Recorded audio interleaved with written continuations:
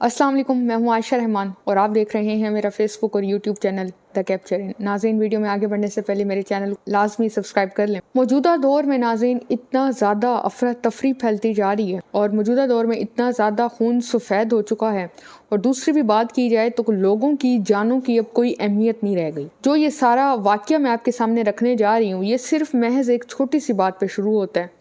ये इस तरह से शुरू होता है कि मना किया गया गाड़ी के बोनेट पे ना बैठो, और उसके नतीजे में 3 अफराद को कत्ल कर दिया गया सिर्फ इस वजह पे कि गाड़ी के बोनेट पे ना बैठो। मतलब जो गाड़ी का आगे वाला हिस्सा होता है, जहाँ इंजन वगैरह होता है, उस जगह पे अक्सर लोग आपने देखे हो किसी की बाहर गाड़ी ठहरी हो तो वो टेक लगा के ठहर जाते हैं या बैठ जाते हैं। इस मामूली सी चीज़ पे 3 अफराद का कत्ल हो गया। आज के दौर में अगर मैं यूं कहूं कि शायद इंसानों की जानों की वो कीमतें नहीं रही कि किसी का भी दिल करता है वो उठ के किसी को कत्ल कर देता है, छोटी सी छोटी वजह पे, कोई वजह नहीं होती। अब ये बहुत ही मामूली वजह थी, इतनी बड़ी कोई वजह नहीं थी। अब ये वाक़या क्या है, ये किस तरह से पेश आया? ये जो वाक़या है ये लाहौर का है, मैं आपको बताती चलूँ। तो ये जो खातून है, इसने सारी अपने बेटों को, शोहर को और दामाद को तैश दिलाया और इस हद तक पहुंचाया कि वो अपने हमसायों को जाके कत्ल कर दें। ये कहानी मैं आपके सामने रखती हूँ। ये 17 अक्टूबर 2021 की रात थी। ये मतलब ये जो सारा केस है अब तक चल रहा है। मैंने अपनी गुज़िश्ता वीडियो में भी ये चीज़ कवर की थी। अगर आपने टिकटॉकर वाला जो महक बुखारी है उसकी वीडियो नहीं देखी तो आप जाके देख लें कि किस तरह से बरतानिया का या बाकी दीगर ममालिक का निज़ाम इंसाफ कितना स्पीडी है, कितना स्पीडी ट्रायल होता है। 2022 में वाक़या पेश है और 2023 में वो सारा तमाम वाक़या हो के अब उनको सज़ाएं भी दी जा चुकी हैं। 1 सितंबर को सज़ा सुना दी जाएगी। इल्ज़ाम साबित भी हो गए, दफ़ात लग गई, इन्वेस्टिगेशन मुकम्मल हो गई, सारी चीज़ें हो गई। और हमारे मुल्क में अभी तक नूर मुकद्दम जैसे और बहुत से हज़ारों केस पड़े हैं जो इल्तवा का शिकार हैं, अभी तक वो हल नहीं हुए। अब वाक़या सुने। लाहौर के इलाके शादरा की जहांगीर कॉलोनी में रात के 9 बजे ये वाक़या पेश आया। एडवोकेट ताहिर महबूब अपने अहले खाना के साथ घर पर मौजूद थे जब उनके दरवाजे पर अचानक ज़ोरदार दस्तक हुई। वो जाके दरवाज़ा खोलते हैं।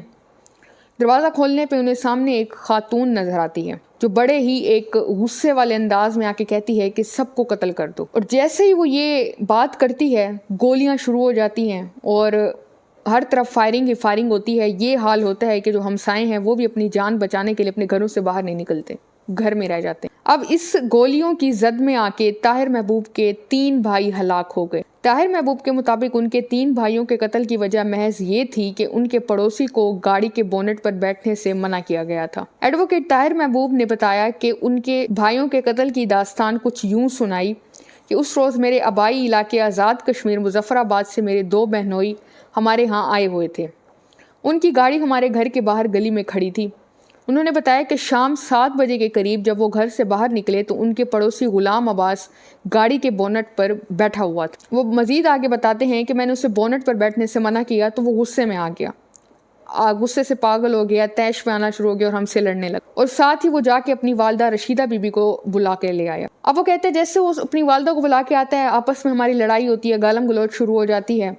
और उसमें ताहिर महबूब के मुताबिक उसी दिन रात के 9 बजे दरवाजे पर दस्तक होती है और मेरे भाई हाफिज ताहिर महमूद ने जाके दरवाज़ा खोला।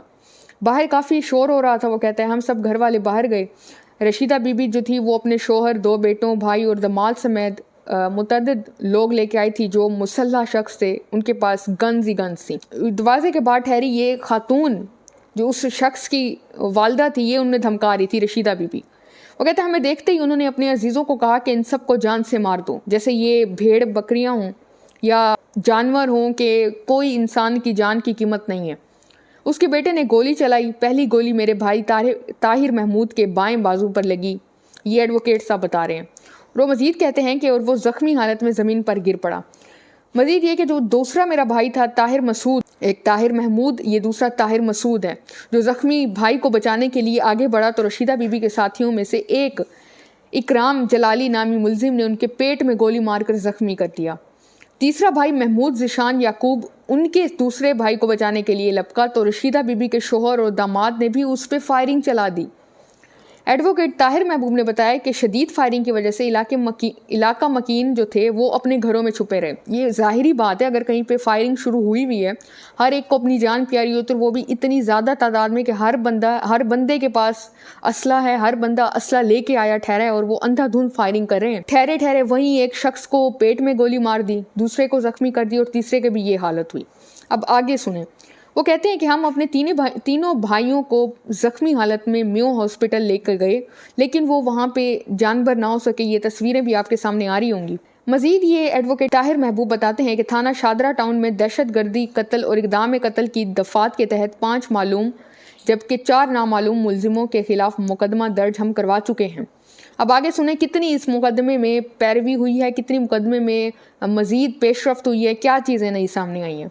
मुकदमे के इंदराज के 2 रोज़ बाद पुलिस ने कार्रवाई करते हुए नामजद खातून मुलजिमा रशीदा बीबी, उनके शोहर असगर और बेटे गुलाम अब्बास को गिरफ्तार कर लिया। पुलिस के बयान के मुताबिक गिरफ्तार खातून ने गाड़ी के बोनट पर बैठने के मामूली तनाज़े पर शर्कपुर फ़ोन करके अपने भाइयों को बुलाकर इन 3 भाइयों का कत्ल करवा दिया। एडवोकेट ताहिर महबूब का ताल्लुक बुनियादी तौर पर मुजफ्फराबाद कश्मीर से है और इन्होंने बताया कि वो 5 बहनों के इकलौते भाई हैं। उनके बड़े भाई बिजनेसमैन जबकि दूसरा भाई इंजीनियर था, जिनके अब कत्ल हो चुके हैं। अब वो 5 बहनों के सिर्फ इकलौते भाई रह चुके हैं। वो मजीद आगे बताते हैं कि मेरी जान को किस तरह खतरा है और मेरे वालिदैन मेरे लिए किस तरह से परेशान रहते हैं।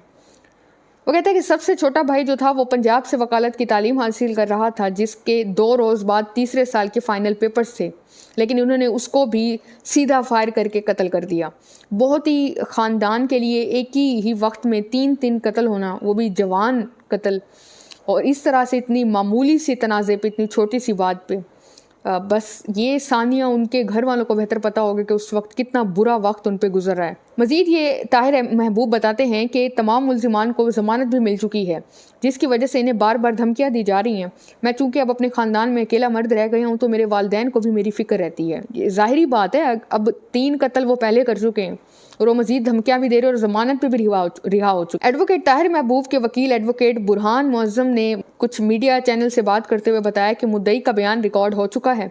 हमारी तरफ से गुज़िश्ता रोज़ गवाहान जब अदालत में बयान रिकॉर्ड करवाने के लिए आए तो मुल्ज़िम उन्हें बार बार धमकियाँ दे रहे थे। हमने जज साहब को भी इस हवाले से आगाह कर दिया है। मजीद ये कि इल्ज़ाम आयद किया है कि मुल्ज़िम अब इस मामले को फ़िरका वारियत का रंग देना चाहते हैं। कई सियासतदान भी इस केस में मुल्ज़िमान की पुश्त पनाही कर रहे हैं। बड़ा अहम बयान है ये। पुलिस का कहना है कि यह हाई प्रोफाइल केस है, इस पर काम हो रहा है, लेकिन इस पर पेशरफ्त के मुतालिक मालूमात आला हुकाम को मुकम्मल जायजे के बाद ही पेश कर सकते हैं। मैं बस इतना आपको आखिर में कहूँगी कि आप ये देखें कि एक जान की कीमत हमारे मुल्क में क्या रह चुकी है। मामूल के तनाज़े पे, छोटी बात पे, छोटे छोटे झगड़ों पे जो हम लोग कत्ल करने पे उतर आते हैं, ये कोई चीज़ जस्टिफाई नहीं करती। मैं कुछ दिन पहले एक इंटरव्यू देख रही थी एक कैदी का जो रिहा हो चुका है, जिसने अपने सेल्फ डिफेंस में फ़ायर किया था। उस फायर के नतीजे में जो उसकी जो मुखालिफ लोग थे वो ज़ख्मी हुआ और 28 दिन के बाद उसकी डेथ हो गई। अब वो बताता है कि 1998 से 1998 से वो जेल में रहा, फिर उसका केस चलता रहा। उस वक्त वो 18 साल से कम उसकी उम्र थी। बाद में फिर वो केस चलता रहा और मुख्तलिफ सारे मराहल आते रहे, लेकिन आप ये देखें कि वो था भी अंडर 18, केस भी उसका चलता रहा, लेकिन उसने 20 साल एक्स्ट्रा सज़ा काटी है। और वो ये कहता है कि हर दिन जो था वो बड़ा मुश्किल था। जज्बात में आके चीज़ें हो जाती हैं, लेकिन उसका एहसास बाद में होता है कि कितनी मुश्किल है। और वो इवन जब वो रिहा हुआ वो आके कहता है कि मैं रास्ते भी इवन भूल चुका हूँ और मुझे ऐसा लगता है कि मुझे नई ज़िंदगी मिली है, मैं आज ही पैदा हुआ हूँ। तो इंसान को सोचना चाहिए जो हुआ है, लेकिन हमारे मुल्क में इंसाफ सिर्फ गरीब को मिलता है, जो जुर्म भी या कोई वाक़या भी किसी दूसरे गरीब के साथ हो। अगर ये अमीरों के साथ या किसी एलीट क्लास तबके के साथ हो तो बड़ा मुश्किल हो जाता है सज़ा मिलना। तो मुझे इजाज़त दें, वीडियो को लाइक करें, शेयर करें, मेरे चैनल को सब्सक्राइब करें, हमारे मुल्क पाकिस्तान के लिए दुआ किया करें। अल्लाह हाफ़िज़।